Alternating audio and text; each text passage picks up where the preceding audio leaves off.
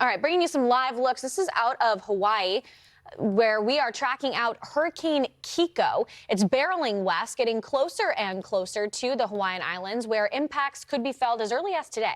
And that's where we find our own Michael Estime reporting live from Hilo. Now, Michael, we've been, talking about Kiko. It's a Category 3 right now with the latest updates. At one point, Category 4, intense storm.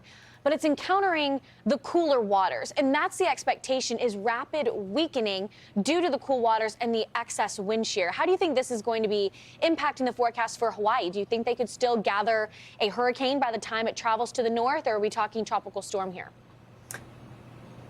Yeah, Haley, I think that's a wonderful question. And what I think is really interesting as well, we did a deep dive on this the day before yesterday, if you were joining us on Fox Weather, on what's called an annular hurricane, where basically it looks like a big giant donut, right? Not necessarily like a Cinnabon swirl. So this thing is highly concentrated. There's a ring of really powerful thunderstorms right around the center of circulation. The problem, Haley, with that is the fact that that actually tends to lead to a stronger storm that can hang on to that intensity for longer periods of time. It's one of the reasons why it's fluctuated between a Cat 3 and a Cat 4.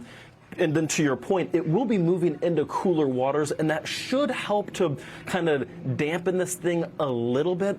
But I'm a little concerned about how rapid this thing actually does begin to decelerate and kind of lean off the gas pedal. So I think it might be a little bit more gradual. So to answer your question, I wouldn't be surprised on its closest approach to the Hawaiian Islands, literally Tuesday, Wednesday, toward Oahu, where Honolulu, Waikiki Beach is, right? Everyone knows where that is. That's a really popular vacation destination. Only 30 miles away, we could be talking about a high-end tropical storm, if not a low-end hurricane. And Haley, much to your point, you can see the graphic there that shows that. The problem is it doesn't take a direct landfalling hurricane to feel impacts, right? We're talking up to 12-foot waves are possible as, Kiko crosses perhaps on its southerly track. If it were to take that more southerly jaunt, that's what our AI models, by the way, are suggesting. Our GFS model, our Global Forecast Systems model, is keeping it perhaps a little further toward the north. But either way, wind, rain, high surf, and rip currents going to literally be what the National Weather Service here is calling, quote, life-threatening. And then, Haley, here's another point that I think is really interesting, too. So there is actually a coastal flood statement that's in effect right now. The reason isn't because of Kiko, it's because of the moon phase that we're in that's helping to kind of draw the surf higher. So we already have elevated surf due to our lunar what's going on with the moon, and then you add in Kiko, and it's kind of like a double whammy, if you will. We sometimes talk about what are called like king tides. So this could be one of those cycles where, unfortunately, we're expecting high tide here.